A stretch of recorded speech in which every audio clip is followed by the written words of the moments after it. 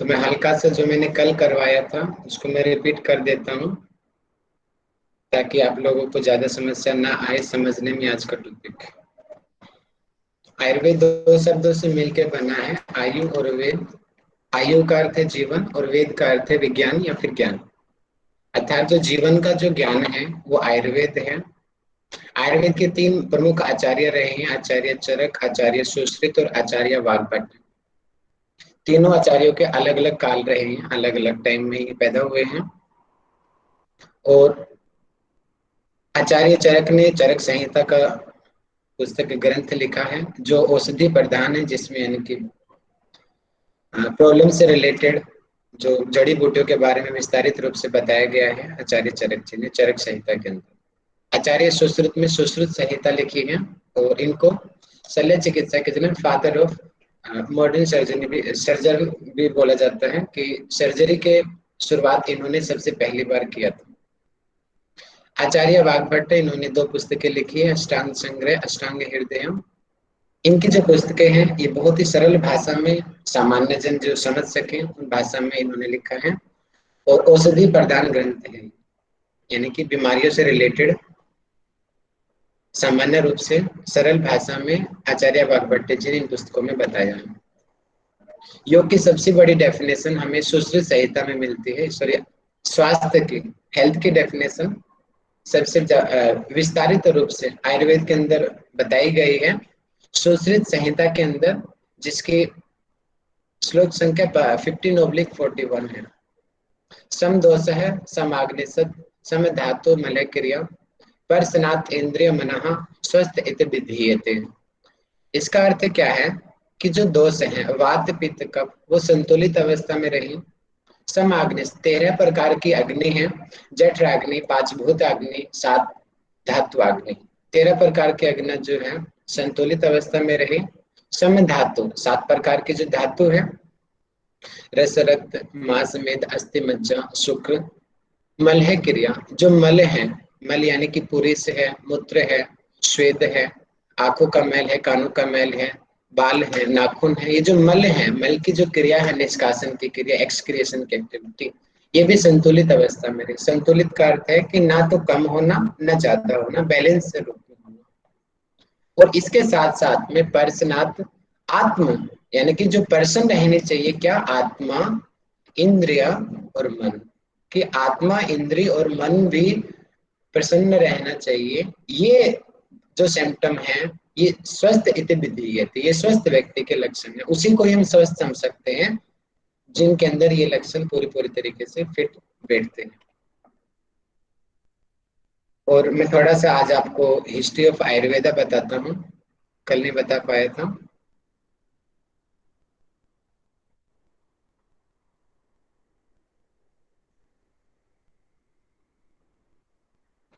देखिए, वैसे इसमें थोड़ा विस्तारित रूप से बताया गया है, काफी गहराई से बताया गया है। ये चार्ट मैंने आपको ग्रुप में भी भेज दिया है।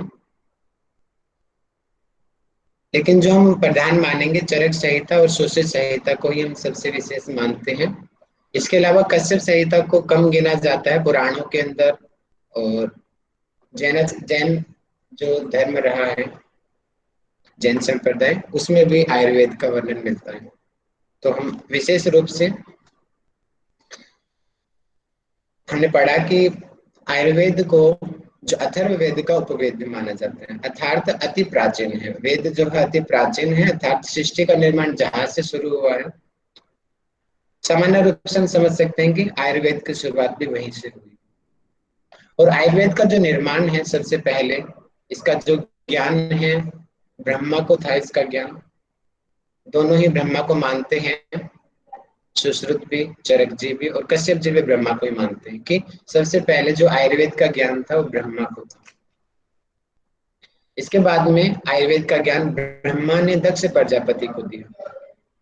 दक्ष दक्ष प्रजापति सामान्य रूप से हम पार्वती के जो पिताजी थे उसको मानते हैं। दक्ष प्रजापति यानी कि ब्रह्मा जी ने उनको दिया, दक्ष प्रजापति को ज्ञान दिया है। क्योंकि पहले ये मौखिक रूप से होता था, लिखित नहीं होता था। श्रुतियां इनको कहा जाता था, वेद भी श्रुति है, कि गुरु शिष्य को या पिता पुत्र को जो भी ज्ञान देता था वो सिर्फ बोल के दिया जाता था, राइटिंग वर्क पहले नहीं होता था। तो ब्रह्मा ने दक्ष प्रजापति को बताया गया, और दक्ष प्रजापति ने ही अश्विनी कुमार, इनके अश्विनी कुमार, अश्वनव इनको कहा गया है, उसको दिया। और आपने आयुष में भी पढ़ा होगा ना, अ, महाभारत में, मुझे बताइएगा कोई, अश्विनी के पुत्र कौन से थे, अश्विनी कुमार कौन कौन थे, जिसको महाभारत याद होगी वो बताएगा। नकुल और पांडवों में से। सहदेव। नकुल वेरी सहदेव। गुड। अश्विनी कुमार, नकुल सहदेव, अश्विनी के पुत्र थे वो। कुंती ने ये माद्री को वो मंत्र बताया था, और माद्री ने जब उसका जप किया तो अश्विनी कुमार मजबूर हो गया उनको बच्चे देने के लिए। जैसे कि शुरुआत में कुंती ने सूर्यदेव का आह्वान किया तो कर्ण की उत्पत्ति हुई, धर्मराज की आह्वान किया तो युधिष्ठिर की उत्पत्ति हुई, और भीम की उत्पत्ति हुई वायुदेव से, अर्जुन की उत्पत्ति हुई इंद्र से। इसी प्रकार अश्विनी कुमार के से नकुल सहदेव, यहाँ पर भी दिया गया नकुल सहदेव, ये बहुत बड़े चिकित्सक रहे हैं। नकुल सहदेव महाभारत कालीन में भी ये पाए गए हैं, नकुल सहदेव। अब अश्विनी कुमार से जो ये ज्ञान है आयुर्वेद का, ये इंद्र के पास आया, यानी कि इंद्र ने अश्विनी कुमार से ज्ञान को लिया। इंद्र तो देवताओं का भी राजा था, अश्विनी कुमार तो सामान्य देवता है लेकिन ये देवताओं के राजा थे। तो दक्ष प्रजापति से पहले अश्विनी कुमार के पास आया, और अश्विनों ने इंद्र को दिया ज्ञान। अब इंद्र ने भारद्वाज ऋषि को दिया। भारद्वाज सामान्य रूप से भारद्वाज जो हम मानते हैं, जो उसको जो इनके गुरु तो रहे हैं ना, भारद्वाज एक संज्ञा भी है, कई लोगों को भारद्वाज नाम से पुकारा जाता है। और जो इनके गुरु रहे हैं, पांडवों के गुरु द्रोणाचार्य जी, वो भारद्वाज पुत्र उनको कहते हैं। तो समय मुझे लगता है शायद वही भारद्वाज होंगे, और भी हो सकते हैं भारद्वाज। तो इंद्र ने भारद्वाज को ज्ञान दिया, और भारद्वाज ने पुनर्वसु को ज्ञान दिया, और पुनर्वसु के 6 शिष्य रहे। एक अग्निवेश, भेल, जतुर्कर्ण, पराशर, हारित और क्षारपाणी के पुनर्वसु के 6 शिष्य रहे। इन्होंने अपने 6 शिष्यों को ज्ञान दिया। उसके बाद में इन 6 शिष्यों ने आगे सृष्टि में इस ज्ञान को बढ़ाया। ये जो है अग्निवेश, अग्निवेश ने एक पुस्तक लिखी, जैसे कि हमने पढ़ा ना कि चरक ने चरक संहिता लिखी, सुश्रुत ने सुश्रुत संहिता लिखी, ऐसे ही अग्निवेश ने अग्निवेश संहिता लिखी। और जो आचार्य चरक जी ने अग्निवेश संहिता को ही लगभग कॉपी पेस्ट मार दिया। जैसे कि हमारे किसी गुरु ने कोई पुस्तक लिखी और मैंने as it is copy paste मार दिया, कुछ बदलाव कर दिया, तो राहुल आचार्य जी, चरक जी ने। हाँ जी। चरक जो है, चरक और सुश्रुत जो है ना, वो एक उपाधि है। जैसे आपने भारद्वाज बोला या फिर हम इंद्र की बात कर रहे हैं ना, जी तो वो एक उपाधि थी। तो ये जितने ऋषिगण हुए हैं ना, अग्निवेश भेद, ये सब चरक, ये सब ही चरक मतलब कहला रहे हैं। जी, थैंक यू। तो चरक संहिता अग्निवेश संहिता का ही रूपांतरण है। तो इस प्रकार ये आयुर्वेद का ज्ञान हमारे पास में आया।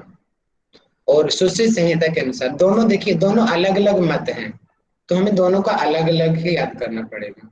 प्रमाण रूप से हमारे पास 2 ही ग्रंथ हैं विशेष रूप से, तो हम इन दोनों को ही मानेंगे। तो सुश्रुत संहिता में वर्णित है कि सबसे पहले आयुर्वेद का ज्ञान ब्रह्मा को हुआ, ब्रह्मा से दक्ष प्रजापति को हुआ, दक्ष प्रजापति से अश्वनव को हुआ, अश्वनव से इंद्र को हुआ, इंद्र से धन्वंतरी।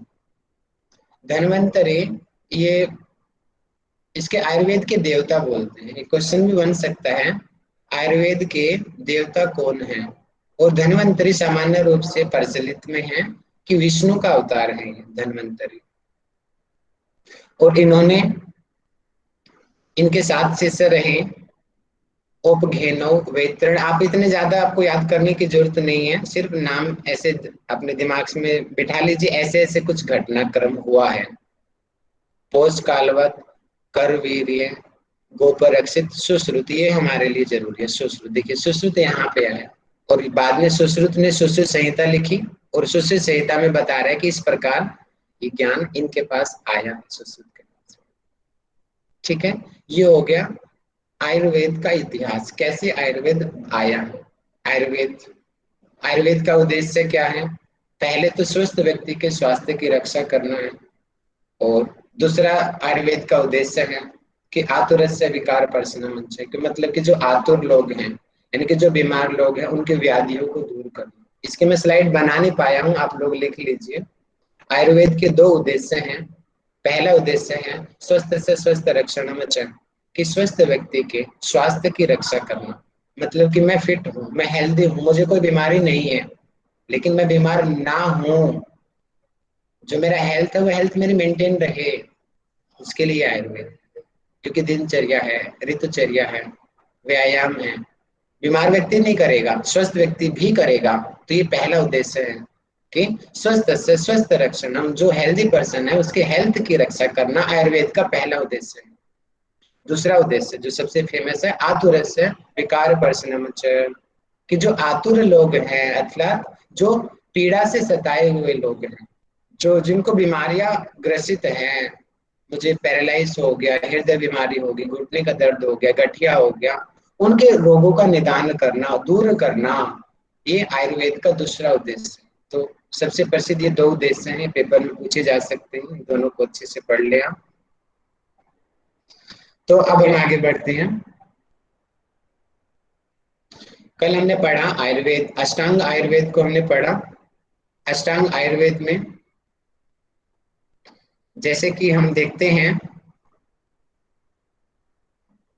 अष्टांग योग योग दर्शन में वर्णित मिलता है। इसी प्रकार अष्टांग आयुर्वेद, आयुर्वेद के अंदर इसका वर्णन हमें मिलता है। ठीक है। जो पहला है काय चिकित्सा, काय यहाँ पे अग्नि चिकित्सा से लिया गया है। दूसरा बाल रोग, बाल यानी कि गर्भस्थ, यानी कि जो प्रेग्नेंट लेडी है उसकी हेल्थ की रक्षा करना, और जो छोटा बच्चा है उससे संबंधित जो बीमारियों को दूर करना, वो बाल रोग चिकित्सा में आएंगे। भूत विद्या साइकोसोमेटिक डिजीज इसको लिया जाता है, मानसिक रोगों से संबंधित है। शल्य चिकित्सा मतलब कि जो सर्जरी से रिलेटेड जो चीजें हैं, कोई ऑर्गन कैंसर हो गया है उसको काट के अलग कर देना, शल्य चिकित्सा सर्जरी में आ जाएगा ये। चालक्य तंत्र, चालक्य सलाका यानी कि सलाका यानी कि इसको प्रोब्स में यूज किए जाते हैं इसके अंदर, और इसको सामान्य रूप से ENT, ear nose and throat, और इसमें आंख भी इंक्लूड होगी, यानी कि ऊपर का जो गले से ऊपर का जो बीमारियां हैं उनको दूर करना चालक्य तंत्र के अंतर्गत आता है। अगध तंत्र, इसको टॉक्सिकोलॉजी भी कहते हैं, अर्थात विष की चिकित्सा की जाती है, जो जहर हम खा लेते हैं या फिर जहरीले जानवर द्वारा काट लेना, और उसके द्वारा उसके बाद में जो उसका इलाज किया जाता है वो अगध तंत्र के अंतर्गत आता है। रसायन तंत्र मतलब कि केमिकल, रसायन यानी कि केमिकल्स हो गए। केमिकल्स क्या है हमारे? सप्त धातु, सप्त धातु रक्त रस मांस मेद अस्थि मज्जा शुक्र, ये जो सप्त धातु हैं इनकी चिकित्सा करना। अलग अलग औषधियों में अलग अलग जो धातु प्रदान होती है उसकी मात्रा बढ़ाई जाती है। वाजीकरण सामान्य रूप से जो वशीकरण का अर्थ होता है पूरी तरीके से कंट्रोल करना, और इसी तरीके से वाजीकरण यहाँ पे शुक्र संबंधी, मतलब कि जो सेक्स से रिलेटेड जो प्रॉब्लम्स होती हैं उनका जो उपचार किया जाता है वो वाजीकरण तंत्र के अंतर्गत किया जाता है। आयुर्वेद जो है अथर्ववेद का उपवेद माना जाता है। पंच महाभूतों का आयुर्वेद हम समझ चुके हैं कि पंच महाभूत आकाश वायु अग्नि जल पृथ्वी, ये पंच महाभूत हैं, और पंच महाभूतों से ही हमारे शरीर का निर्माण हुआ है। आयुर्वेद भी इसको मान्यता देता है कि आकाश वायु अग्नि जल पृथ्वी, इन पंच महाभूतों से हमारे शरीर का निर्माण हुआ है।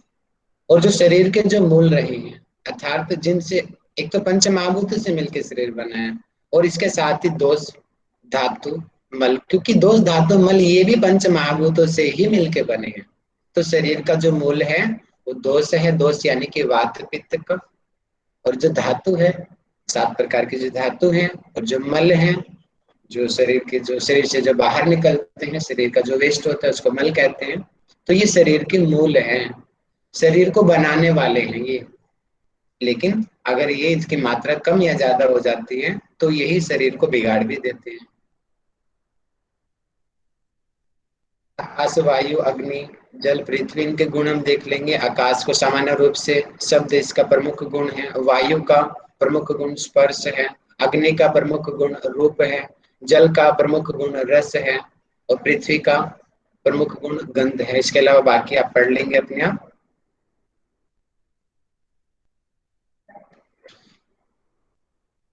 एक होता है स्तंभ, मतलब कि मेन, जो नींव है, नींव यानी कि वात पित्त कफ जो मेन आधार है।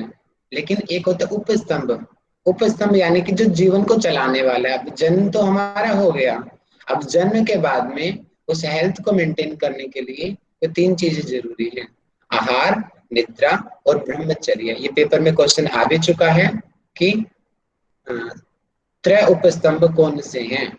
उपस्तंभ, जहां पे उपस्तंभ आएगा वहां पे आहार, निद्रा और ब्रह्मचर्य आएगा। अगर खाली स्तंभ आता है तो वहां पे वात पित्त कफ आएगा। दोष जो होते हैं, सामान्य रूप से दोष हम थोड़ा नेगेटिविटी शो कर रहा है, मतलब कि इनक्वालिटी को शो करता है। अब क्वेश्चन ही बनता है कि जब वात पित्त कफ से शरीर बना है तो इसको दोष क्यों कहते हैं। दोष इसलिए कहते हैं क्योंकि थोड़ी सी भी अगर इनकी मात्रा कम या ज्यादा हो जाती है, जिसकी वजह से जो धातु हैं और जो शरीर के जो अन्य चीजें इम्बैलेंस हो जाती है, और जिसकी वजह से हमें प्रॉब्लम्स होती हैं। इसीलिए वात पित्त कफ को दोष कहते हैं।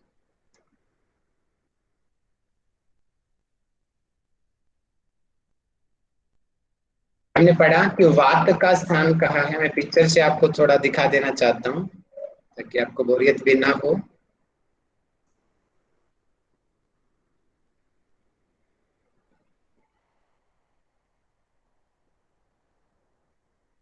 देखिए, स्पष्ट आपको डायग्राम से दिखाई दे रहा है कि वात पित्त और कफ। देखिए स्पष्ट है। कुछ एक चीज आप अन्य नोटिस किया। देखिए वात प्रकृति का व्यक्ति कैसा होता है, दुबला पतला होता है। पित्त प्रकृति का व्यक्ति हेल्दी होता है। कफ प्रकृति का जो व्यक्ति है वो मोटा होता है। ये बिल्कुल ही सामान्य डेफिनेशन है वात पित्त कफ को पहचानने का, कि किस व्यक्ति की प्रकृति कैसी है। कईयों में मिला जुला रूप भी होता है, जैसे मेरी भी मिला जुली रूप है, वात और कफ की प्रकृति। तो लेकिन विशेष रूप से कफ प्रकृति के व्यक्ति जो होते हैं मोटे होते हैं। पित्त प्रकृति के जो व्यक्ति वो हेल्दी होते हैं, बॉडी बिल्डर होते हैं। और वात प्रकृति के जो व्यक्ति हैं वो दुबले पतले होते हैं। और इन तीनों प्रकार की प्रकृति में कफ प्रवृत्ति सबसे ज्यादा उत्तम मानी गई है, क्योंकि कफ प्रकृति के अंदर देखिए मोटे व्यक्ति होते हैं, ये आलसी होते हैं, लेकिन सबसे ज्यादा ज्ञान इन्हीं के पास होता है। ज्ञानी होते हैं, बहुत धैर्यशाली व्यक्ति होते हैं, इनको बीमारियां भी कम होती हैं। मोटे लोगों को खुश रहने वाले लोग होते हैं हमेशा। ये क्या हो गया, सॉरी। सर सामान्य रूप से तो ऐसा बोला जाता है कि मोटे जो व्यक्ति होते हैं वो ज्यादा बीमार होते हैं। नहीं, वो होता है उनकी इम्यूनिटी की वजह से। अभी मैंने कल भी पढ़ाया था ना आपको कि वात प्रकृति के व्यक्ति को बताओ कितनी बीमारी होती है, यहीं से 80। आंसर आ जाएगा। 80 80 80%। प्रकार के सर रोग होते हैं। 80 40 20 80 हो गया। और पित्त की 40 40। 40 40 40 सर। 20 और कफ कफ की। की 20 20 20 सर। 20 तो आप यहीं से आइडिया लगा लीजिए, कफ वाले व्यक्ति कम बीमार होते हैं, जो एक्चुअल कफ प्रकृति होती है। जो आप बता रहे हो ना मनोज जी, मोहित जी, जो जी वो क्या है, वो खाली कफ की प्रकृति के व्यक्ति नहीं होते हैं। उनके अंदर वात वात कफ या पित्त कफ या तीनों का मिला जुला रूप भी होता है। कुल हमारे शरीर की 7 प्रकार की प्रकृति होती है। ये तो मैंने 3 प्रकार के भी बताई है। सिंह सिर्फ वात, दूसरा सिर्फ पित्त, तीसरा सिर्फ कफ ओनली। ठीक है। अब नंबर 4 पे क्या आएगा, वात वात। पित्त, जिसका वात भी है पित्त भी। नंबर 5 पे क्या आएगा, पित्त और कफ। पित्त कफ। और नंबर 6 पे सर वात और वात कफ। वात और कफ, कफ जो कफ और सामान्य पित्त। रूप से जो मेरी है प्रकृति। और नंबर वात 7 पे और तीनों, सन्नी तीनों आ पात। जाएगा, वात पित्त कफ। ठीक है। जो मोटे का एग्जाम्पल आपने दिया, खाली कफ नहीं है वो, उसके अंदर और भी रूप है। ठीक है, समझ आ गया, जी कंफ्यूज सर। नहीं होना। सन्नी पातज भी बोलते हैं फिर। हाँ, उसको सन्निपात जी बोलते हैं। तो ये हो गया। और इसके अलावा एक मिनट रुकिए।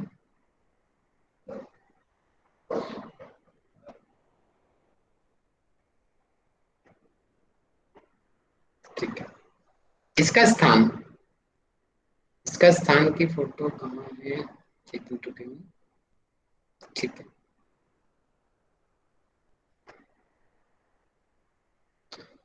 देखिए वात का स्थान जो है सामान्य रूप से नाभि के जो नीचे का भाग होता है हमारे, उसको विशेष माना जाता है। वैसे तो वात पित्त का पूरे शरीर में होती है, लेकिन विशेष स्थान यहाँ पे बात कही गई नाभि से नीचे। अगर पर्टिकुलर पॉइंट की बताएंगे तो पकवास से बोलते हैं, ड्यूडेनम का जो भाग होता है वो वात का प्रमुख स्थान।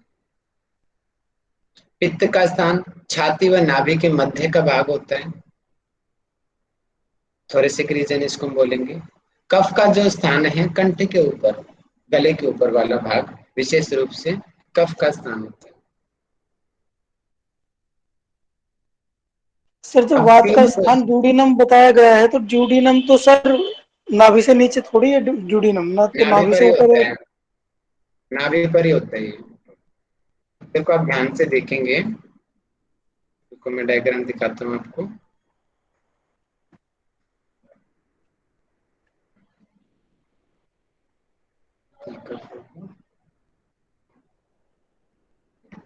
ये आपको डायग्राम दिखाई दे रहा है?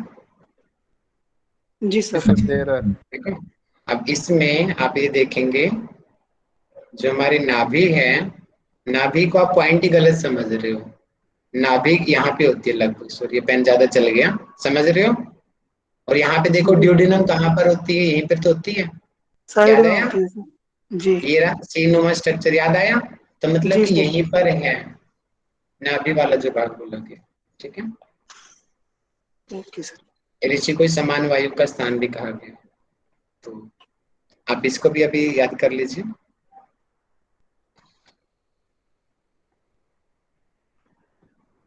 पांच प्रकार की बात होती है कि व्यान वायु जो संपूर्ण शरीर में होती है, यहाँ पे चक्र दे दिया गया है लेकिन यहाँ पे आप गलत हो सकती है पिक्चर, आप पूरे शरीर में इसको मानिए। उदान जो वायु है वो हमारे विशेष रूप से गले में होती है। प्राण वायु विशेष रूप से हमारे हृदय स्थान में होती है। समान वायु विशेष रूप से हमारे नाभि स्थान पे होती है। और अपान वायु विशेष रूप से गुदा के स्थान पे। तो ये इन वायु के अलग अलग स्थान होंगे।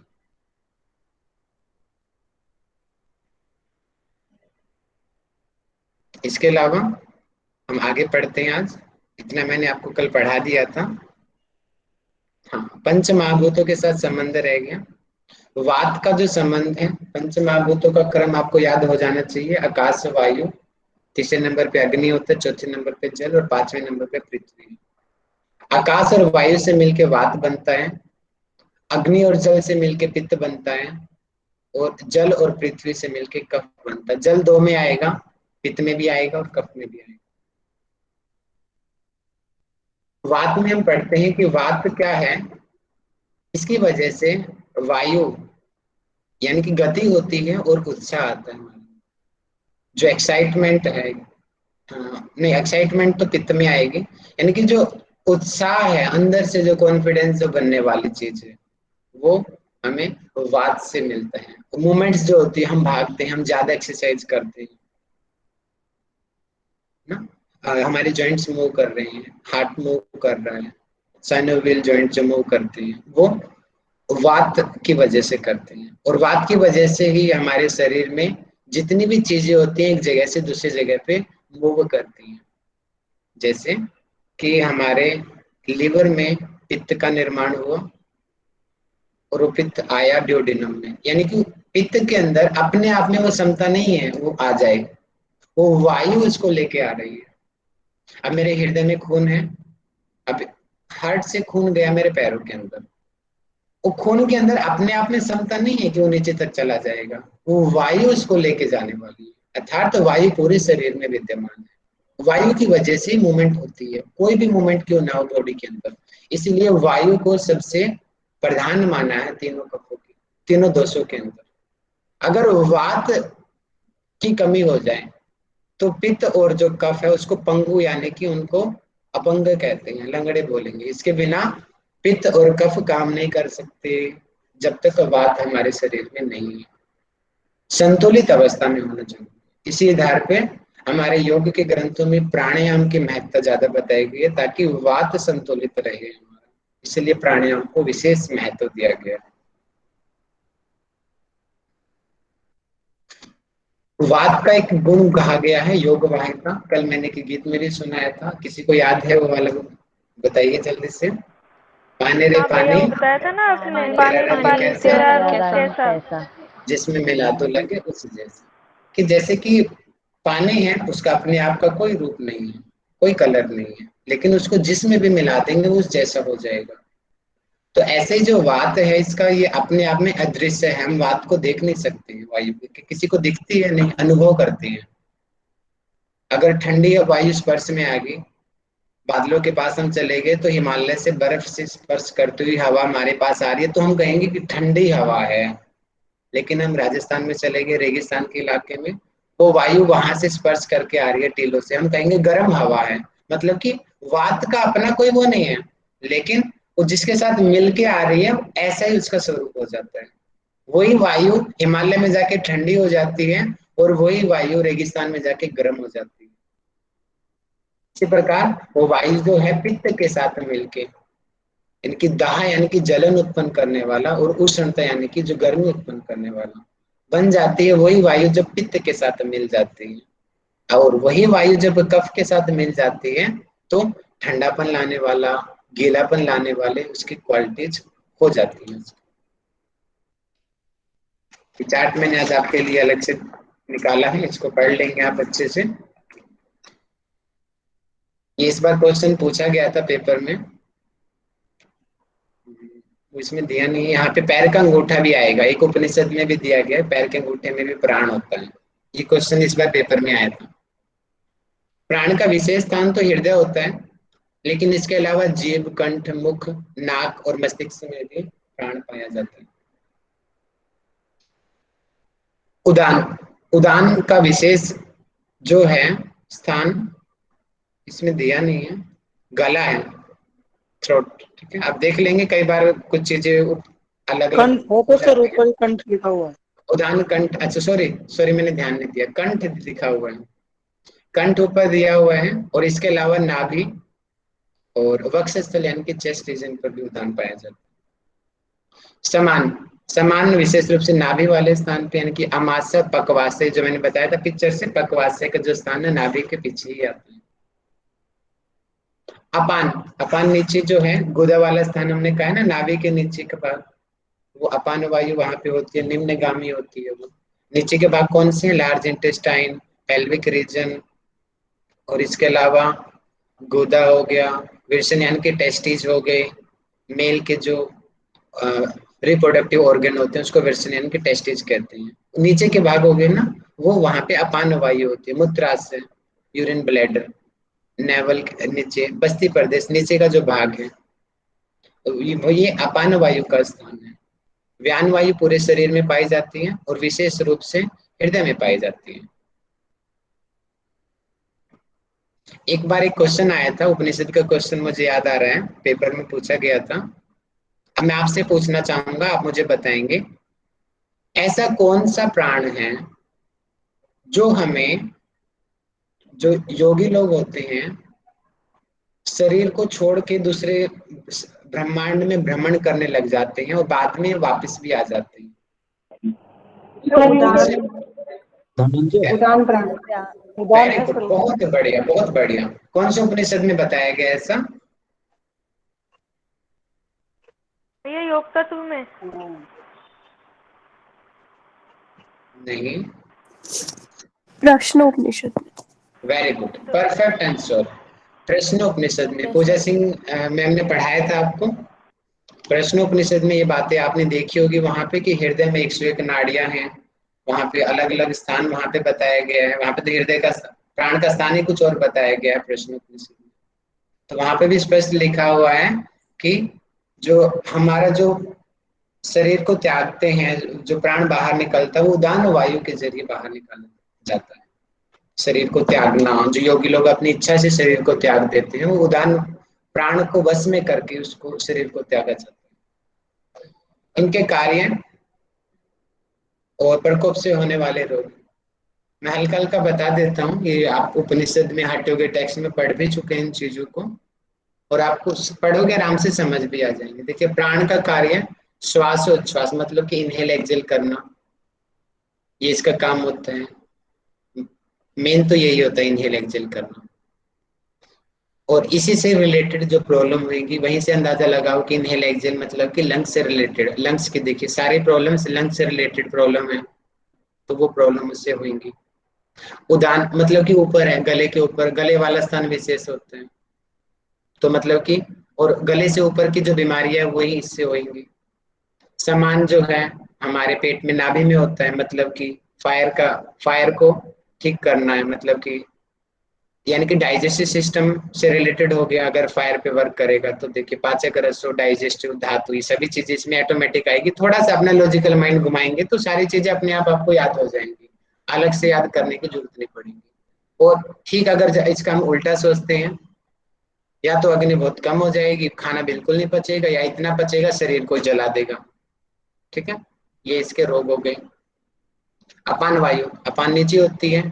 अब नीचे यानी कि लार्ज इंटेस्टाइन की प्रॉब्लम कौन सी होती है, मतलब कि कॉन्स्टिपेशन हो गई, इससे रिलेटेड। और जो रिप्रोडक्टिव जो डिजीज हैं उससे रिलेटेड, नपुंसकता वगैरह, वो अपान वायु की वजह से होती है। इसी प्रकार इसकी प्रॉब्लम्स भी उन्हीं ऑर्गन से रिलेटेड जो प्रॉब्लम्स होगी वो अपान वायु की वजह से होती है। व्यान वायु पूरे शरीर में होती है, और पूरे शरीर में कौन सा अंग है, त्वचा, स्किन, तो स्किन से रिलेटेड। और ऐसे ही जो प्रॉब्लम्स होगी वो भी स्किन से रिलेटेड। देखिए, बुखार है, अतिसार है, रक्त पित्त है, यानी कि जो पूरे शरीर से रिलेटेड जो प्रॉब्लम है वो व्यान वायु से होगी। इस तरीके से आप इनको पढ़िए। सर ये जो रोग बताइए, बात बढ़ने के कारण होंगे या बात कम होने के कारण होंगे? प्रकोपित का अर्थ है उसका बैलेंस, जो सामान्य अवस्था से कम हो जाना या फिर बढ़ जाना। नहीं नहीं सर, सामान्य वहां रूप लिखा से हुआ ना, बात प्रकोप तो का अर्थ प्रकोप हम से बढ़ा हुआ तो लेते हैं। हाँ, सामान्य रूप से प्रकोप का अर्थ हम बढ़ा हुआ लेते हैं, जी सर और चाहिए। कम के लिए समन शब्द यूज किया जाता है। लेकिन यहाँ पे आप खाली प्रकोप को बढ़ा नहीं लीजिए, प्रकोप के यहाँ पे बीमारियों को आप असंतुलित रूप से लीजिए, कि वो सामान्य अवस्था से या तो बढ़ गया है या कम हो गया है, उस दशा में इसको आप देखिए। ठीक है। सर वात बढ़ने और कम होने दोनों में एक ही लक्षण दिखाते हैं। वात बढ़ने में और कम होने में एक ही लक्षण शो होते हैं उसके, बाकी जो दोनों दोष है ना वो अलग अलग शो करते हैं। लेकिन वात का जो पर्टिकुलर गुण है कि वो बढ़ने में और कम होने में एक ही टाइप के लक्षण दिखाएगा। हाँ, कुछ कुछ तो भिन्नता होती है, ज्यादातर एक जैसा होगा। वात के हमने प्रकार पढ़े, 5 प्रकार के मुख्य होते हैं, और इसके अलावा 5 उप प्राण भी होते हैं। पिक्चर होना चाहिए, नहीं दिया। ये विशेष रूप से आप इस चीज को याद कर लेना, ये हमारे पेपर की दृष्टि से बहुत बहुत ज्यादा इंपॉर्टेंट है। कि रुक्ष मतलब कि रूखापन, शीत यानी कि शीतलता, लघु यानी कि लघु होता छोटा सामान्य रूप से, सूक्ष्म बहुत ही सूक्ष्म होना, चंचल होना, विशद यानी कि चिपचिपाहट होना, खर यानी कि यहाँ पे हम खर लेते हैं खुरदरापन से, खुरदुरा। तो हम खुरदरापन से हम लिया जाता है। ये वात के 7 विशेष लक्षण बताए गए हैं। कहाँ बताए गए हैं ये, चरक संहिता के अंदर बताए गए। सर एग्जाम में इनके एक से ज्यादा गुण भी पूछ सकते हैं, जैसे सर रुक्ष है, रुक्ष का जो रूखापन तो होता है सर, एक से ज्यादा, इससे ज्यादा भी कुछ गुण पूछ सकते हैं। देखिए, मैंने रेफरेंस दे दिया भैया, चरक संहिता में यही बताए गए हैं, श्लोक आपके सामने है। ठीक है, अब आगे जाकर के हम लगाएंगे रूखापन में, और रूखापन में बहुत सारे प्रॉब्लम्स हो सकती है। अब सामान्य रूप से देखिए शीतलता, अब शीतलता में कफ के प्रॉब्लम भी आ गई, ठंडी लगना भी आ गया, है ना, अस्थमा भी आ गया, ब्रोंकाइटिस भी आ गया, तो कई बीमारी आ गई ना। लेकिन मेन तो शीतलता है ना, लघुता, सूक्ष्मता, चंचलता, समझ पा रहे हो। अब कि इससे सर आप आपने एक से ही बताया इतनी था सारी बीमारियां कुंडलापन, बन जाएंगी। दुबलापन, बौनापन, शुष्कता, नींद की कमी, अभी मैंने इनके पिक्चर बारे में। दिखाया था, वात प्रकृति का स्ट्रक्चर देखा नहीं था आपने कैसा होता है? जी सर जी। ये रहा, दिखाई दिया। वात का जी जी। पतला सा होता है, दुबला पतला, समझ आया? जी अब सर। ये यही तो कहा जा रहे हैं यहाँ पर के ओके सर। सूक्ष्म लघुता, ये रहा लघु, यानी कि छोटा शरीर उसका होएगा, मोटा नहीं होएगा, छोटा होएगा। मोटा किसका होएगा बताओ जल्दी से? मोटा कफ वाले का होगा सर। कफ वाले ज्यादा मोटे होते हैं। जी।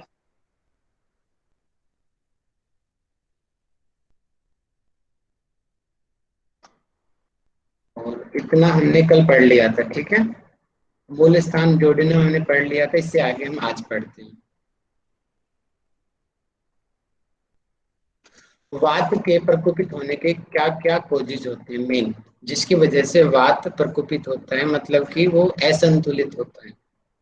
वो प्रकोपित सामान्य रूप से हम बढ़ा हुआ लेते हैं, लेकिन हम दोनों लेंगे कि कम होना या बढ़ा होना, दोनों, क्योंकि दोनों ही बीमारियों के अंतर्गत आते हैं।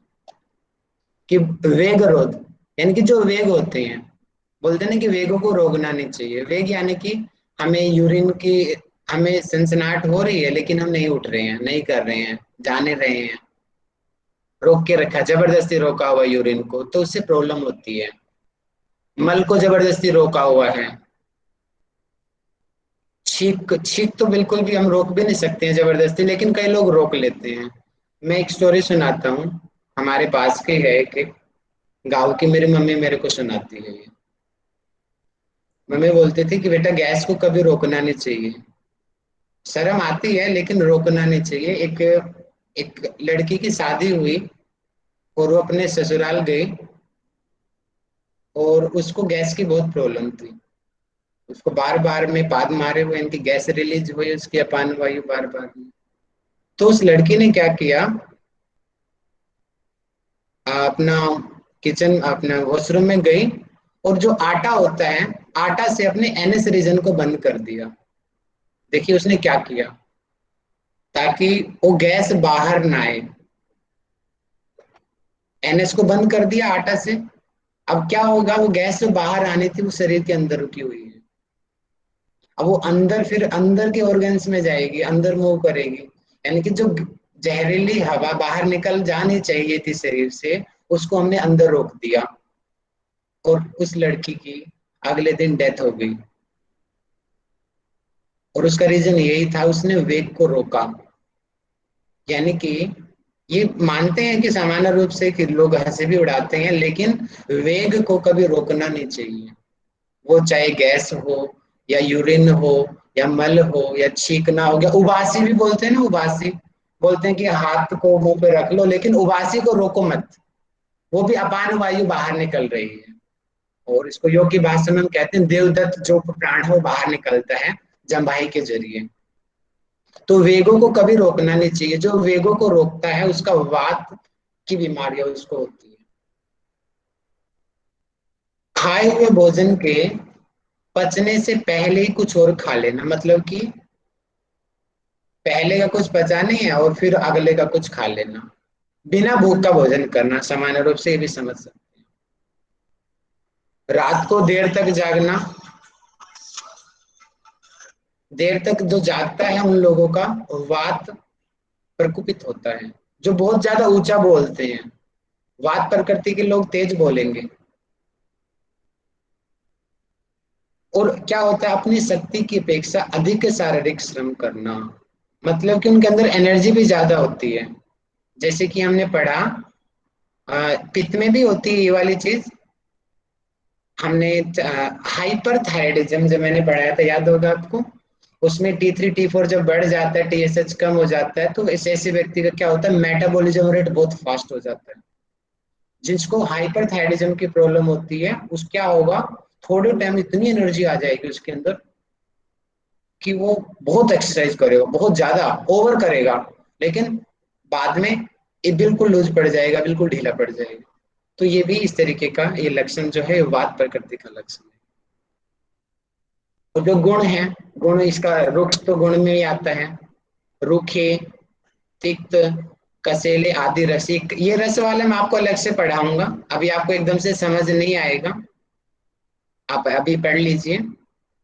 चलो मैं मेन मेन आपको बता देता हूँ। जो है मधुर, आप लोग लिख लीजिए मधुर, ए से अमल, एल से लवण, के से कटु, टी से तिक्त और के से कसाय। यानी कि जो पहले होते हैं 1 2 3 ये कफ को बढ़ाते हैं, और कटु तिक्त कसाय ये वात को बढ़ाते हैं। ठीक इसका उल्टा होता है, जो कफ को बढ़ाने वाले हैं ठीक इसका उल्टा कफ को कम करेंगे। इन कटु तिक्त कसाय कफ को कम करने वाले होते हैं, और ये जो है मधुर अम्ल लवण ये जो होते हैं ये चीजें वात को कम करने वाली होती है। देखिए अब उल्टा है ना यहाँ पे कि कटु तिक्त कसाय ये जो रस होते हैं वात को बढ़ाने वाले होते हैं। देखो यहाँ पर भी वही चीज लिखी हुई है, तिक्त, तिक्त आ गया ना, तिक्त जो है वात को बढ़ाने वाला है। कसेला, कसाय रस आ गया ना, ये वात को बढ़ाने वाला है। कटु यहाँ पे दिया नहीं है, कटु भी आप लिख सकते हो, जो कटु होता है वो वात को बढ़ाने वाला होता है। तो यानी कि जो इस चीजें के जो खाना ज्यादा खाते हैं उनका वात ज्यादा प्रकोपित होता है। और जो ज्यादा मीठा पसंद करते हैं, जैसे मुझे मीठा बहुत पसंद है, मधुर अम्ल लवण, उनका कफ बढ़ता है, कफ बढ़ेगा उन लोगों का, और वात कमी, वात में कमी आती है उन लोगों की। ठीक है, विस्तारित रूप से मैं आगे पढ़ाऊंगा आपको ये टॉपिक, अभी कंफ्यूज मत होना, अभी इतना आप समझ लीजिए। ठीक है, ज्यादा मेवे के खाने से, ज्यादा सोचने से, ज्यादा ठंडी चीज खाने से भी वात बढ़ता है। और विशेष रूप से अगर इन लोगों को भी हम देख लें, खाली सीजन का बहुत ज्यादा इफेक्ट पड़ता है। सीजन में जैसे कि बारिश का मौसम है, उसमें ऑटोमेटिक ही जो आपने देखा होगा ना, बारिश के मौसम में चिकनगुनिया की प्रॉब्लम बढ़ जाती है, आर्थराइटिस की प्रॉब्लम बढ़ जाती है, पैरालाइज अटैक ज्यादा आते हैं, है ना। ये क्या है, ये बैक पेन ज्यादा होते हैं बारिश के मौसम में, कमर दर्द, सर्वाइकल प्रॉब्लम ज्यादा होती है, जॉइंट्स प्रॉब्लम क्यों होती है? नेचुरली क्या होता है, इन्वायरमेंट में वात प्रकोपित हो जाती है, इन्वायरमेंट में भी हो रही है और हमारे शरीर के अंदर भी हो रही है। तो इसीलिए बारिश का जो मौसम होता है उसमें सबसे ज्यादा वात बढ़ती है। तो जिन लोगों को वात की शिकायत रहती है, इसलिए बोला जाता है कि वर्षा ऋतु में बड़े ही सोच समझ के आहार विहार करें, ठीक से जांच परख के ही खाना खाएं, नहीं तो आपको प्रॉब्लम बढ़ जाएगी। अब इसके लक्षण क्या है, कब वात, इसको पहचानेंगे कैसे कि इसकी वात बढ़ी हुई है? जो वात के हमने गुण पढ़ा था ना, कि रुक्षता यानी कि रूखापन, शीतलता, ठंडापन, लघुता, छोटा, सूक्ष्मता बहुत ही सूक्ष्म, चंचलता जो चंचल है, गतिमान है, विशुद्धता ये अचिपचिपाहट है, खरतवता खुरदरा है। यानी कि ये जो गुण अगर हम उसकी प्रकृति में देखते हैं तो हम बोलेंगे कि उसके ये वात प्रधान ये शरीर है। अब इसका उपचार क्या है? उपचार हमने पढ़ाया था ना अभी, अभी इसमें रस में पढ़ाया था मैंने। देखो 6 रस हमने पढ़े थे ना, मधुर अम्ल लवण कटु तिक्त कसाय। कटु तिक्त कसाय वात को बढ़ाने वाले हैं, और ठीक इसका उल्टा मधुर अम्ल लवण ये वात को कम करने वाले हैं। सर मधुर अमल लवण तो वात को बढ़ाते हैं सर? नहीं, ये वात को अभी कम आपने कर, बताया सामान्य रूप से इसे कुछ कम करते हैं सर। मधुर अम्ल लवण वात को कम करते हैं, कफ को बढ़ाते हैं मधुर अम्ल लवण। ठीक है, जो आप कह रहे हो ना, जो कई जो आहार होते हैं उनमें गुण, उसका वीर्य, उसका विपाक, कई चीज देखनी पड़ती है। कई बार कई खट्टी चीजें भी कई गर्म होती है, और कई गर्म चीज भी ठंडी होती है। वो उसके गुण, विपाक, इनके आधार पे वो चीजें होती हैं। लेकिन मैंने सामान्य रस बताए हैं, सामान्य मधुर अम्ल और जो लवण होती है वो वात को कम करती है। तो पहला तो कारण ही निवारण है, कि जो कारण है उसको दूर कर दो, वात अपने आप ठीक हो जाएगी। और हमने देखा कि वात और कफ एक दूसरे का जस्ट अपोजिट है। वात बढ़ गई है, कफ को बढ़ा दो, यानी कि जिन चीजों से कफ बढ़ता है वो चीजें करनी शुरू कर दो, वात अपने आप कम हो जाएगी। अब कफ किससे बढ़ेगा? कि ज्यादा स्नेह यानी कि चिकनी चीजें खाने से कफ बढ़ता है। तो क्या होता है, जिनका वात बढ़ा हुआ होता है उनको घी, तेल, वसा, मज्जा, मज्जा तो फिश में आती है, नॉन वेज में आती है, लेकिन मैं तो सलाह दूंगा घी, तेल, वसा इस तक सीमित रहो। इनकिन चीजों को खाने से जो वात है वो कम होता है। और गर्म जल से भी वात कम होता है। इसीलिए जिन लोगों को अर्थराइटिस, ज्यादातर बूढ़े लोग होते हैं गर्म पानी से नहाते हैं, वो क्यों? अगर वो ठंडे पानी से नहाने लग जाएंगे तो उनको जॉइंट्स प्रॉब्लम शुरू हो जाएंगी, उनकी बैक पेन, नेक पेन उनका बढ़ जाएगा। इसलिए गर्म जो है खाने में भी और नहाने में भी, तो उनको गर्म चीज यूज करते हैं जिससे उनको वात की जो बीमारी है वो नहीं होती। और बीमारी में भी हम यूज करते हैं ना, गर्म पट्टी लपेट, गर्म सिकाई करना। क्यों करना? क्योंकि वात बढ़ी हुई है, इसलिए गर्म सिकाई हम कर रहे हैं, क्योंकि गर्माहट से वात कम होता है। स्नेह युक्त बस्ती, मतलब कि बस्ती यानी कि जो हम नीचे एनएस रीजन से जो भी लिक्विड जो हम डाल रहे हैं उसमें स्नेह यानी कि चिकना होना चाहिए, जैसे कि घी का हो, शहद का हो, इस तरीके से वो वाले एनिमा का पानी हम उसको देंगे। मृदु, मृदु यानी कि हल्का विरेचन होता है, एक तरीके से लघु प्रक्षालन की तरह, लघु शंख प्रक्षालन की तरह, बिना एक्सरसाइज किए एक ऐसी औषधि दी जाती है आयुर्वेद में। जो, अपना माइक बंद कीजिए, किसी का माइक खोला हुआ है। ऐसी चीज दी जाती है जो लूज मोशन लगा देती है या पूरे जो डाइजेस्टिव जो ट्रैक है उसको सफाई कर देती है, उसको विरेचन कहते हैं। कि स्निग्ध, उष्ण, मधुर, अम्ल, लवण, ऐसे द्रवों से जो औषधि है उससे विरेचन करना चाहिए। मतलब कि जो विरेचन की जो प्रक्रिया पंचकर्मा में आता है, पंचकर्मा में 5 चीजें होती हैं, वमन, विरेचन, नस्य, रक्तमोचनम और बस्ती। ये 5 चीजें, इनको पंचकर्मा बोलते हैं। जैसे षटकर्मा में तो 6 चीजें होती है ना, धोती, बस्ती, नेति, त्राटक, कपालभाति, नौली। 6 चीजों को षटकर्म बोलते हैं, 5 चीजों को पंचकर्म बोलते हैं आयुर्वेद में। फिर मैं दोहरा रहा हूँ, वमन पहला कर्म, दूसरा विरेचन, तीसरा कर्म तीसरा कर्म होता है नस्य क्रिया, नस्य नाक तीसरा में जो वस्ती है सर। डालते हैं। हाँ, बस्ती क्रम ऊपर नीचे हो सकता है, बस्ती। और एक है रक्त मोक्षणम, जिसमें रक्त को बाहर निकाला जाता है, लीज थेरेपी इसको बोलते हैं, जोक आदि के द्वारा। तो ये होते हैं पंचकर्मा आयुर्वेद के अंदर जो चीजें। तो विरेचन की बात हो रही है यहाँ पे, मतलब कि जो ऐसी औषधियां लेना जिससे हमें लूज मोशन लग जाए या अंदर की जो गंदगी है वो दूर हो जाए, उसको विरेचन कहा गया है। वातनाशक द्रव्यों का, वातनाशक जैसे कि मेथी है, अजवाइन है, ये वातनाशक चीजें है ना, उन चीजों को लेने से भी। और यहाँ पे नशे की बात की गई है, जैसे कि षडबिंदु तेल है, वो वातनाशक लिक्विड है, बादाम रोगन तेल है ना। तो ऐसे नशे, नशे यानी कि नाक में कोई लिक्विड डालना, उसको नशे कर्म बोलते हैं। उबटन, उबटन होता है शरीर पे कुछ मलना, मिट्टी को भी लपेटा जाता है, मिट्टी को मला जाता है पूरे शरीर पे। उबटन यानी कि बेसन को मला जाता है, दूध को मला जाता है, घी मक्खन को भी शरीर पे लगाया जाता है। उबटन स्नान, वो प्राकृतिक चिकित्सा में बहुत विस्तारित रूप से आता है उबटन स्नान करना। मालिश, मालिश चिकित्सा सबसे फेमस है कि मालिश के जरिए वात को संतुलित किया जाता है, इसको अभ्यंग चिकित्सा भी कहते हैं आयुर्वेद में। तो ये वात का क्लियर हो गया सभी को। अब हम पढ़ते हैं पित्त को। आज हम 10 बजे तक पढ़ेंगे, आप सभी संयम बना के रखेंगे, ठीक है? 10 बजे तक हम पढ़ेंगे, जितना होता है कोशिश रहेगी मेरी पित्त और कफ दोनों को करवा दूं आज। पित्त जो शब्द है संस्कृत के तप धातु से बना है, तप्ति इति पित्तम, के था जो तपाने वाला है, अर्थात जो शरीर में गर्मी उत्पन्न करने वाला है उसको हम पित्त कहते हैं, जिसकी वजह से शरीर में उष्णता आती है उसको पित्त कहते हैं।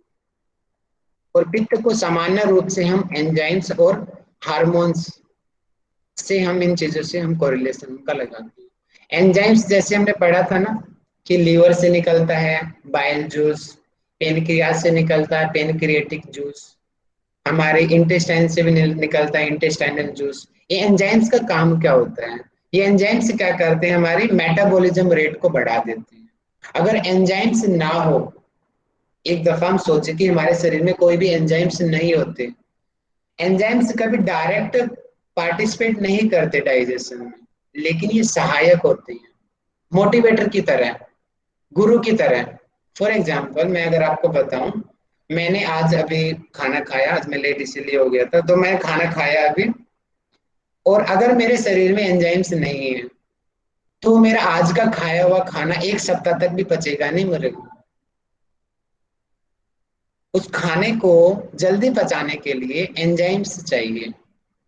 शरीर में एंजाइम्स बनते हैं जिससे हमारा खाना 2-3 घंटे में डाइजेस्ट हो जाता है। एंजाइम्स डायरेक्ट डाइजेशन नहीं करते, लेकिन डाइजेस्टिव जो टाइम है उसको बढ़ा देते हैं। इसकी वजह से खाना जल्दी पचता है। जैसे गुरु का काम है उत्साहित करना, दोस्त होते हैं ना उत्साह बढ़ाने वाले, मैं भी कई लोगों का उत्साह बढ़ाता हूँ। आप करोगे, जेआरएफ एग्जाम करोगे, मुझे विश्वास है पूरा आप कर लोगे। वो क्या है, वो मोटिवेटर का काम कर रहे हैं। मैं पढ़ थोड़ी रहा हूँ, पढ़ तो मेरा दोस्त पढ़ रहा है, लेकिन मैं उसका उत्साह बढ़ा रहा हूँ। उत्साह बढ़ाने से क्या होता है ना, सामने वाले में एनर्जी उत्पन्न हो जाती है, जिससे उसको लगता है कि कोई है जो मुझे चाह रहा है कि हाँ, मेरे ऊपर किसी का विश्वास है। तो क्या होता है कि उसके अंदर एनर्जी बन जाती है, और जो उनको 2 दिन में याद होना तो वो एक दिन में याद हो जाता है चीज। तो एंजाइम्स यहाँ पे उसकी स्पीड को बढ़ाने का काम करती है, पित्त के अंतर्गत आती है। ऐसे ही हार्मोन्स होते हैं।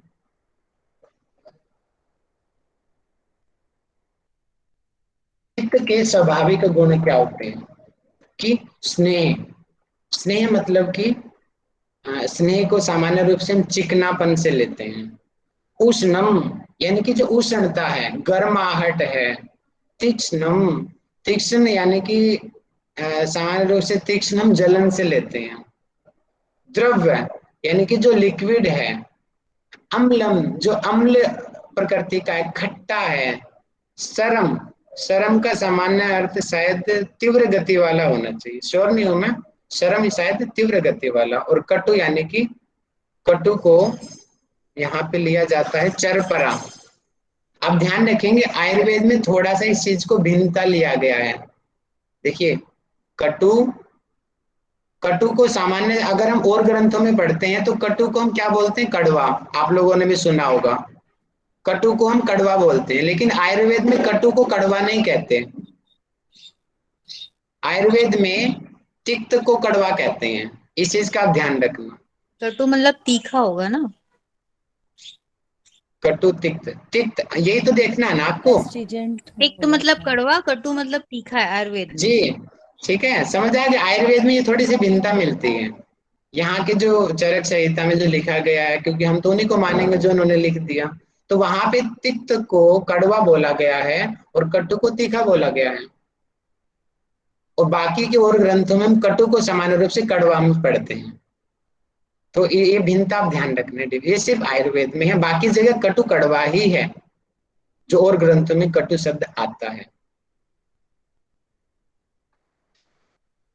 ठीक है जी, ये गुण हो गए हैं हमारे पित्त के, कि चिकनापन, गरम, तीक्ष्ण यानी कि जलाने, तेज जलन करने वाला, लिक्विड फॉर्म में, अम्ल यानी कि खट्टा, सरम यानी कि तेज तेज, और कटु यानी कि जो तीखा है। तीखा यानी कि मिर्च। पित्त प्रधान व्यक्ति ज्यादा मिर्च का खाना खाते हैं, तो उनके आहार विहार से भी हमें प्रकृति का पता चलता है कि जैसे जैसे कि मैं मीठा ज्यादा खाता हूँ तो सामान्य रूप से हम कहेंगे कि ये कफ की प्रवृत्ति इसके अंदर होगी। अब जो मिर्च ज्यादा खाएगा कहेंगे ये इसके अंदर पित्त की प्रवृत्ति ज्यादा होगी। इस प्रकार हम ये आहार विहार से भी प्रकृति का को अंदाजा लग सकता है।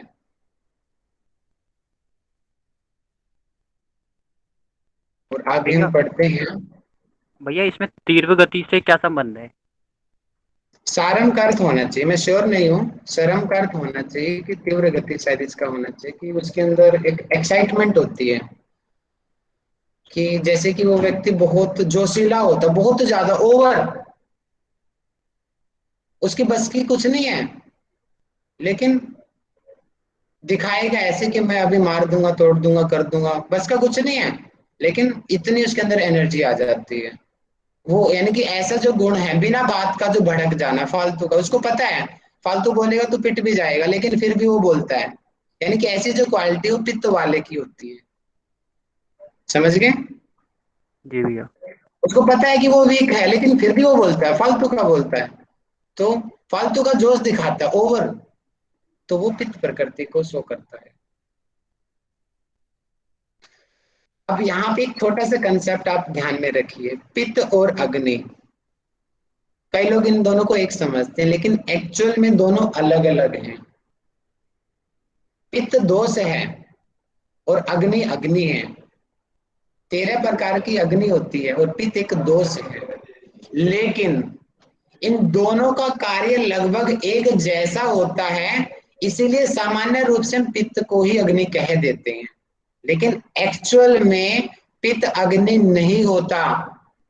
इनके कार्य लगभग लगभग एक जैसे होते हैं, इसीलिए पित्त को ही अग्नि बोल देते हैं। कि जैसे अग्नि शरीर का टेम्परेचर बढ़ाती है, ऐसे पित्त भी टेम्परेचर बढ़ाता है, भोजन का पाचन करता है, रक्त त्वचा आदि को वर्ण यानी कि सुंदरता आना, जो सुंदरता आती है चेहरे पे, जो निखार आता है, वर्ण वो मतलब कलर है सर। वर्ण यानी कि वो कलर ही तो कह रहा हूं मैं, सुंदरता यानी कि कलर, कलर से मतलब है वो जो है वो पित्त प्रकृति के व्यक्ति को ज्यादा ऐसा चीजें होती हैं। यानी कि वो अगर पित्त बढ़ेगा तो सामान्य रूप से कफ कम होएगा, तो श्लेष्मा को भी कम करेगा। मालिश आदि करने से त्वचा में जो स्निग्धता आती है उसका ग्रहण भी, मतलब कि जब हम पढ़ेंगे ना भ्राजक पित्त, पित्त के प्रकार में जो भ्राजक पित्त हमारे स्किन में होता है, तो मतलब कि जो बाहर से जो तेल होता है उसका एब्जॉर्प्शन का काम भी पित्त ही करता है। और इसका काम देखिए, पित्त व्यक्ति वाले मेधा, मेधा यानी कि जिनकी बुद्धि बहुत तीव्र होती है, मेधा बुद्धि बोलते हैं ना, जब किसी का जन्मदिन होते हैं तो भगवान तुम्हें मेधा बुद्धि प्रदान कर दे, यानी कि बहुत ज्यादा शार्प माइंडेड होते हैं, बहुत चालाक होते हैं। जो पित्त प्रकृति के लोग होते हैं उनका माइंड बहुत तेज होता है, और कफ वाले बिल्कुल ढीले ढाले सीधे साधे लोग, और पित्त प्रकृति वाले बहुत चालू चालाक, बहुत ही तेजस्वी, शौर्यवान, साहस भी होता है उनके अंदर, कई बार साहस ओवर हो जाता है। वो खुश रहने वाले लोग होते हैं, लेकिन जो ज्यादा खुश होते हैं वो बहुत एकदम से दुखी भी हो जाते हैं। यानी कि जो ये सामान्य सामान्य जो है, ये पित्त के लक्षण बताते हैं कि वो मानसिक कार्य उनकी अच्छी होती है, लेकिन कफ प्रकृति की इससे भी ज्यादा अच्छे होते हैं। कफ प्रकृति का जो होता है, क्योंकि वो धैर्यवान होते हैं, यानी कि, लेकिन इनसे धैर्य की कमी होती है पित्त के अंदर, कफ वाले ज्यादा धैर्यशील होते हैं। जब पित्त अपनी सम अवस्था में नहीं होता तो भोजन का पाचन ठीक प्रकार से नहीं होता, जैसे कि हमने हाइपरथायराइडिज्म और हाइपोथायराइडिज्म में पढ़ा। हाइपरथायराइडिज्म में क्या हुआ, मेटाबॉलिज्म रेट बहुत बढ़ गया, जिसकी वजह से वो 10 रोटी खा गया फिर भी उसको और भूख लग रही है, उसकी डाइजेस्ट इतनी फास्ट हो गया, उसको लूज मोशन लग गए हैं, शरीर से फोड़े फुंसियां बाहर आने लग गई हैं, इतना पित्त बढ़ गया है। और ठीक इसका उल्टा हाइपोथायराइडिज्म, जिसमें मोटापा बहुत ज्यादा बढ़ जाता है, थायराइड के व्यक्तियों को जो बोलते हैं ना मोटे हो जाते हैं, वो हाइपोथायराइडिज्म होता है। उस कंडीशन में क्या होता है, उनका मेटाबॉलिज्म रेट बहुत स्लो हो जाता है, एक रोटी खाएंगे वो भी नहीं पचेगी उनको, वो भी लगेगा बहुत खा लिया। तो यानी कि यहाँ पे वही चीज कही जा रही है कि भोजन का पाचन ठीक प्रकार से नहीं हो पाता, या तो बहुत फास्ट हो जाएगा या बिल्कुल ही कम हो जाएगा, या तो लूज मोशन लग जाएंगे या कॉन्स्टिपेशन हो जाएगी, अपच इंडाइजेशन की प्रॉब्लम हो जाएगी पित्त की वजह से। पाचक अग्नि मंद हो जाती है, अगर कम कम होएगा तो मंद हो जाएगी, ज्यादा होएगा तो फास्ट हो जाएगी, ओवर हो जाएगी, तो दोनों ही समस्याएं हैं। और इसके कारण उत्साह में कमी हो जाती है और फेफड़ों आदि में कफ इकट्ठा हो जाता है। तो जहां पे गर्मी कम होगी ऑटोमेटिक वहां पे शीतलता बढ़ जाएगी, जहां पे गर्मी बढ़ेगी ऑटोमेटिक शीतलता कम हो जाएगी। ये लॉजिक आप अपने आप लगा लो कि कफ और पित्त एक दूसरे के अपोजिट है, क्योंकि कफ जो है वो शीतलता प्रदान करने वाला है, कोल्ड प्रकृति है, और पित्त गर्म है, दोनों एक दूसरे के अपोजिट है, एक बढ़ेगा दूसरा कम हो जाएगा, दूसरा बढ़ेगा तीसरा ये कम हो जाएगा, इस प्रकार इन दोनों में चलता रहेगा। पित्त के प्रकार, ऐसे हमने पढ़ा था कि वात के मुख्य 5 प्रकार होते हैं, प्राणपान व्यान समानुता। इसी प्रकार पित्त 5 प्रकार का होता है। पाचक पित्त, रंजक पित्त, साधक पित्त, आलोचक पित्त और भ्राजक पित्त। अभी पढ़ा रहे थे ना, भ्राजक की जो स्किन में मालिश किया, मालिश को जो तेल को एब्जॉर्ब करने वाला काम होता है, वो भी पित्त का ही कार्य होता है। ये भ्राजक पित्त वहां पे कार्य कर रहा है, ये हमारी स्किन में होता है, जिसकी वजह से वर्ण जो रंग उत्पन्न होता है कि वो काला होना है, गोरा होना है उस व्यक्ति को, ये पित्त पे निर्भर करता है। साउथ के लोग ज्यादा काले होते हैं, नॉर्थ के लोग ज्यादा गोरे होते हैं, और वहां पे अमेरिका चले जाओ वहां तो अंग्रेजी होते हैं बिल्कुल ही। यानी कि वहां पे, यानी कि ये इसकी वजह से होता है कि पित्त यहाँ तो बिल्कुल ही कम हो जा रहा है, बिल्कुल ही कम हो जा रहा है, बढ़ जा रहा है। इसके आधार पे जो स्किन भी हल्की वाइट या फिर काली हो जाती है। अब इनका स्थान कहाँ कहाँ पे होता है? पाचक पित्त कहाँ होता है? अमाशय का अधोभाग और पक्वाशय का मध्य भाग। जैसे कि अगर मैं स्ट्रक्चर बना के आपको समझाता हूँ, देखिए ये हमारा, हमने डाइजेस्टिव सिस्टम में पढ़ा था, ये हमारे स्टमक हो गया। जल्दी मुझे बताओ स्टमक के 4 पार्ट के नाम बताओ कोई भी। Body, fundus, cardiac, fundus, cardiac. Very good. ये वाला जो है कार्डियक, ऊपर वाला फंडस, बीच वाला बॉडी और नीचे वाला पाइलोरिक। ठीक है, 4 पार्ट हमारे स्टमक के होते हैं। और ये बताइए इस बॉल का क्या नाम है? Pyloric wall. Very pyloric good, ball. इसको पाइलोरिक बॉल बोलते पाइलोरिक हैं। वॉल। यानी कि इसका जो अमाशय का अधोभाग, अमाशय का जो नीचे का भाग है, उसमें हम पाइलोरिक रीजन भी ले लेंगे थोड़ा सा। वह पक्वाशय का मध्य भाग, मतलब कि ड्यूडेनम, ये लगभग शायद 12 इंच की होती है, हाँ है ना, 12 या 15 की होती है, मुझे ध्यान नहीं आ रहा। हाँ 12 की होती है, ये सी नुमा करती होती है ये। इसका मध्य भाग यहाँ पे, और यहाँ पे आपको पता है, यहाँ पे स्पिंचर ऑफ उडाई खुलती है बीच में। और स्पिंचर ऑफ उडाई में बताओ क्या क्या चीजें आती हैं स्पिंचर ऑफ उडाई में? पेनक्रियाटिक जूस और oil juice. Perfect answer, very good. Liver से जो आ रहा है बाइल जूस, और पेनक्रियास से जो आ रहा है पेनक्रियाटिक जूस, दोनों जब एक जूस में मिल जाते हैं, इसको हिपैटो पेनक्रियाटिक डक्ट कहते हैं। और इस पिंचर ऑफ उडाई के जरिए ड्यूडेनम में खुलती है। तो मतलब कि ये वाला जो स्थान है, ये पित्त का है। पाचक पित्त का विशेष स्थान यहाँ पे बताएंगे। रंजक पित्त लीवर और स्प्लीन में। लीवर के फंक्शन हमने पढ़ा था ना, ग्लाइकोजेनेसिस, ग्लाइकोलाइसिस, ग्लाइकोनियोलाइसिस, टॉक्सिन्स को मारना, और हिपेरिन को बढ़ाना, विटामिन ए का संश्लेषण करना।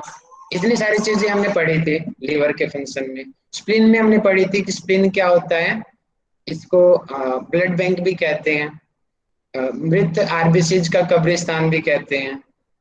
इसके अंदर जो होती है जो ब्लड सेल्स होती हैं डेड, उनको अलग कर दिया जाता है, बाकी को अलग प्यूरिफाई कर दिया जाता है। यानी कि रंजक पित्त रंजन कर रहा है, ये सफाई कर रहा है हमारे खून की। और वो जो जगह पे होती है, लीवर में होती है और स्प्लीन में होती है। साधक, साधक का अर्थ होता है साधना, और साधना कहाँ से होगी? हार्ट से होगी। हृदय में होता है साधक पित्त। आलोचक पित्त, आलोचक को मैं अगर समझाने की दृष्टि से दूं, तो आलोचक को सामान्य रूप से आलोचना लिया जाता है, और आंखों से भी उसको पता चल जाता है कि वो कितना अच्छा बोल रहा है, कितना गलत बोल रहा है। तो आलोचक जो पित्त होता है वो हमारी आंखों में रहता है। आ से आप लगा लो, आ यानी कि आंख में होता है वो। और बीमारी में हम लेंगे तो आंख में, जैसे कि पीलिया जो बीमारी होती है, जॉन्डिस प्रॉब्लम, उसमें जो आंखों में जो पीलापन आ जाता है, वो आलोचक पित्त की वजह से होता है। भ्राजक पित्त वो हमारी स्किन में होता है, जो हमारे स्किन के टेम्परेचर को मेंटेन करता है। ये हो गए 5 प्रकार के पित्त। टाइम काफी हो गया तो पित्त छूट गया। चलो लास्ट प्लीज में बता भ्रामक देते का हैं। मीनिंग एक बार फिर से रिपीट कर देंगे। भ्रामक, भ्राजक, भ्राजक है, सॉरी, ठीक है, ओ भ्रामक सॉरी सॉरी, नहीं है, भ्राजक, भ्राजक, यस, भ्राजक है ये, थैंक यू। भ्राजक, ठीक है। देखिए साधक पित्त है, उल्टा दे रखा, पिक्चर गलत है ये। अच्छा हाँ, कई जगह पे साधक पित्त को मस्तिष्क में भी बोल दिया जाता है, लेकिन मुख्यतः हृदय में होता है। ध्यान रखेंगे इस चीज को आप सभी, मैं डायग्राम से बता रहा हूं।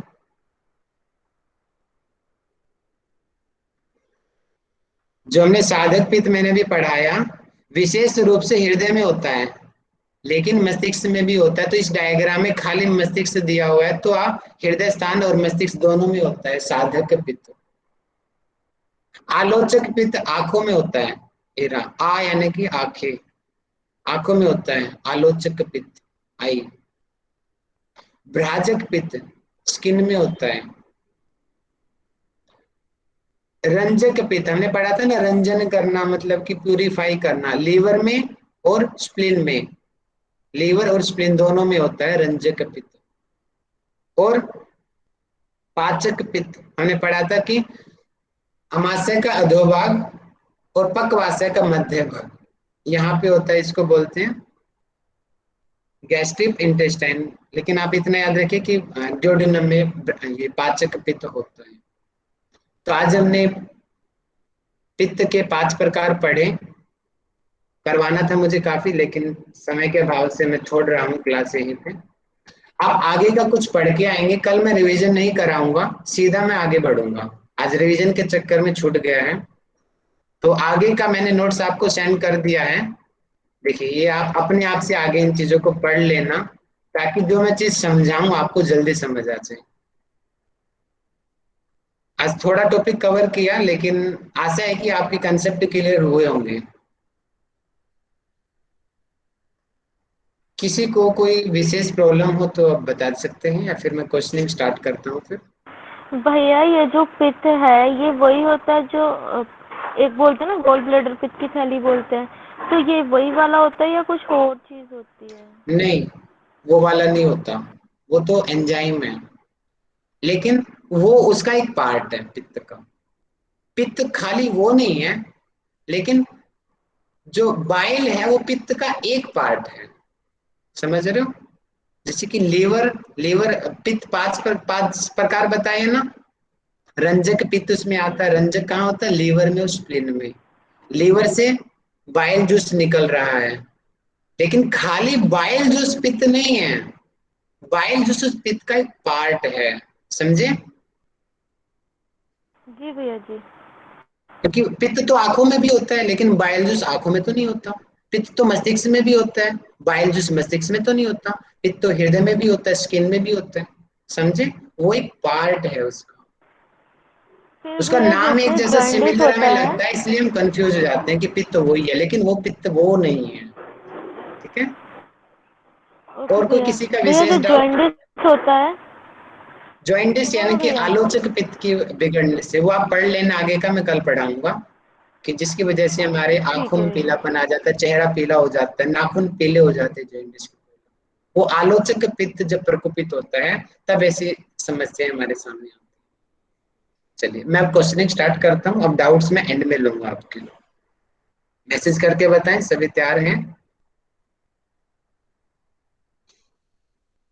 और आप क्वेश्चंस को अटेंड किया करो, क्वेश्चन बहुत जरूरी है, आप लोग भाग जाते हो छोड़ के। चलिए अब मुझे बताएंगे मैसेज में, सभी मैसेज करेंगे कि अष्टांग आयुर्वेद के जो 8 अंग हैं वो मैसेज करें। सब सिर्फ मैसेज करें, मैं मैसेज देखता हूँ सबसे पहले कौन करेगा। जो सबसे पहले करेगा वो माइक खोल के बताएगा। नीरज जी नाम बताने 8 के, टाइप करो, तभी आपके दिमाग के अंदर बैठेंगी चीजें। जब आप टाइप करोगे, लिखोगे कुछ तो याद होएगा आपको। सबसे पहले कौन टाइप करेगा देखते हैं।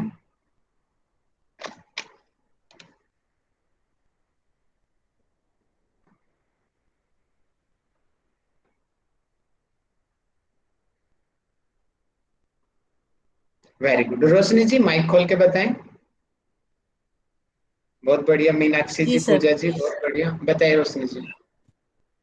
जी सबसे पहले काय चिकित्सा सर, जिसको मेडिसिन से या फिर अग्नि चिकित्सा भी बोला गया है, और आयुर्वेद के रूप में देखें तो मेडिसिन बोला जाता है। बाल चिकित्सा जिसमें स्त्री प्रसूति और बाल रोग विशेषज्ञ विशेषण है। उसके बाद भूत विद्या है, जिसको मानसिक रोगों से जोड़कर देखा जा रहा है। उसके बाद है शल्य, जिसको सर्जरी से जोड़ा जाता है। फिर शालक्य, जिसको ईएनटी और ऑप्थेल्मो से जोड़ा जाता है। फिर अगध तंत्र है, जिसको कि विष टॉक्सिकोलॉजी जो बोलते हैं हम। उसके बाद है रसायन, जिसको रिजुविनेटिंग थेरेपी बोलते हैं। और फिर है वाजीकरण चिकित्सा, जिसको कि स्तंभन चिकित्सा या फिर सेक्सोलॉजी से जोड़ा जाता है। बहुत बढ़िया, परफेक्ट आंसर दिया आपने, बहुत बढ़िया। अब अगला मेरा क्वेश्चन है, मुझे मैसेज करेंगे सभी, क्योंकि मैसेज करने से आप सब लोग ज्यादा पार्टिसिपेट कर रहे हो। क्वेश्चन मेरा है, वात के गुण मैसेज करो सभी। कौन कौन से वात के गुण होते हैं? सबसे पहले कौन टाइप करेगा, देखते हैं, वही माइक खोलेगा। सातों के सातों गुण लिखिए, खाली नाम लिख दें, शॉर्ट में लिख दे चाहे तो।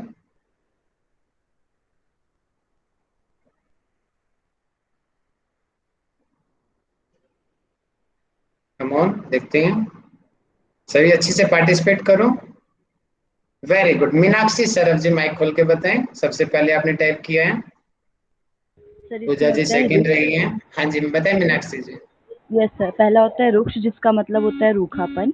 फिर उसके बाद होता है शीत, मतलब शीतलता लाना या फिर शीतलता को सहन न कर पाना। फिर उसके बाद होता है लघु, लघु अर्थात हल्कापन। फिर सूक्ष्म होता है मतलब जो हर जगह पाया जाता है। फिर चंचलता, जो हर संधि में गति कर सकता है। विषद मतलब अचिपचिपाहट।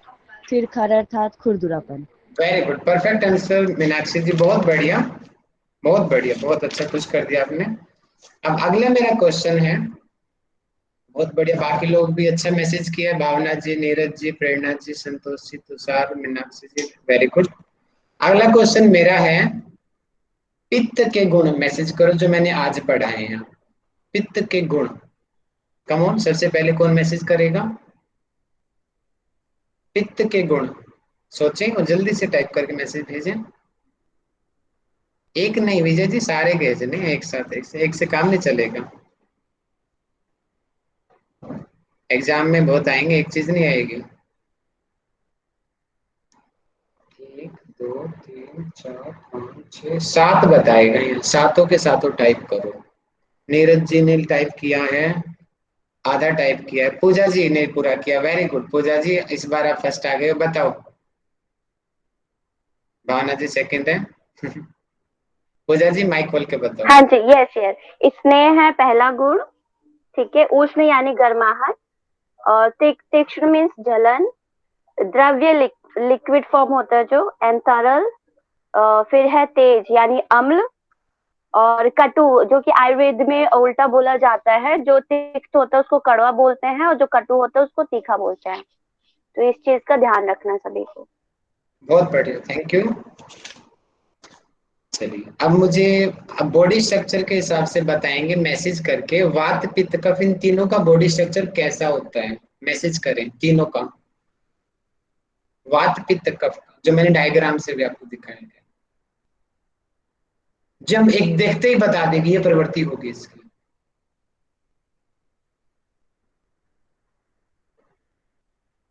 रोशनी भोई जी, वेरी गुड, माइक खोल के बताइए रोशनी भोई जी।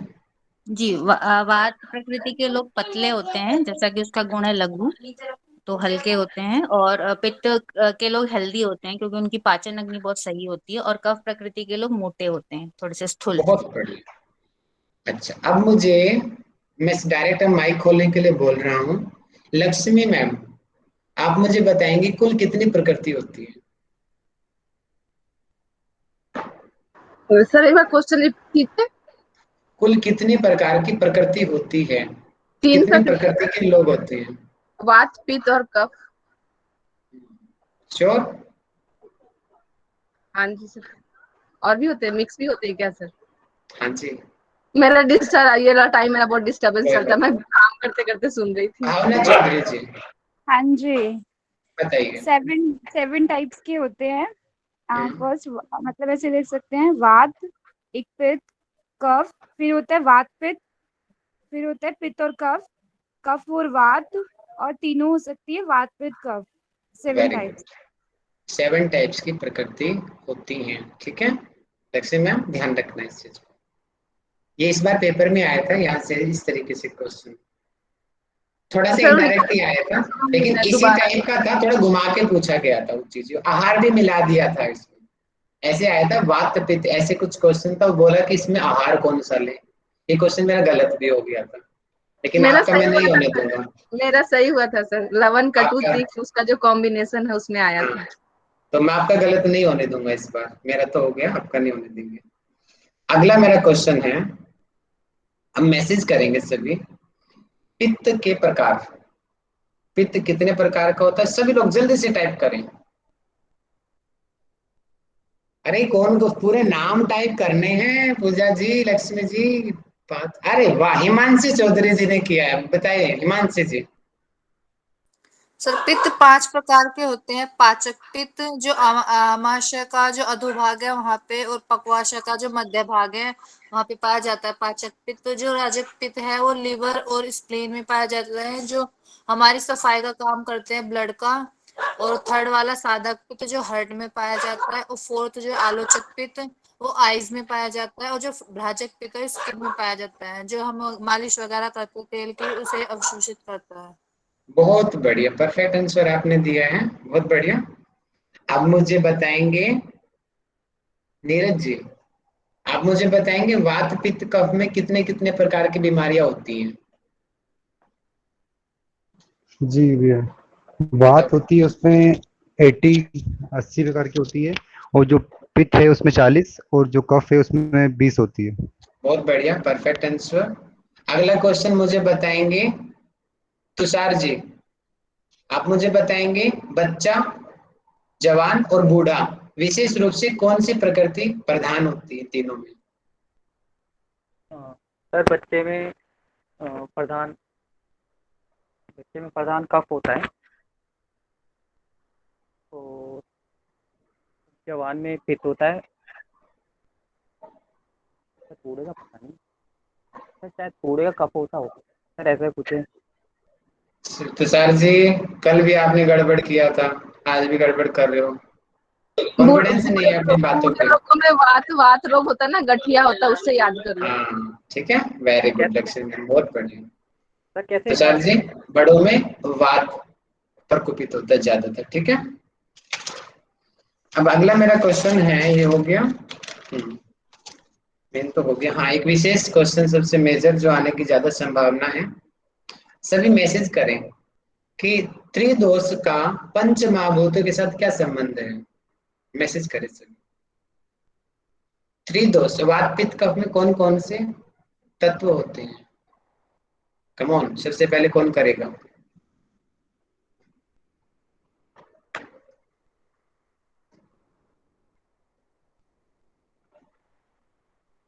सबसे पहले कौन करेगा, कम ऑन, जल्दी से।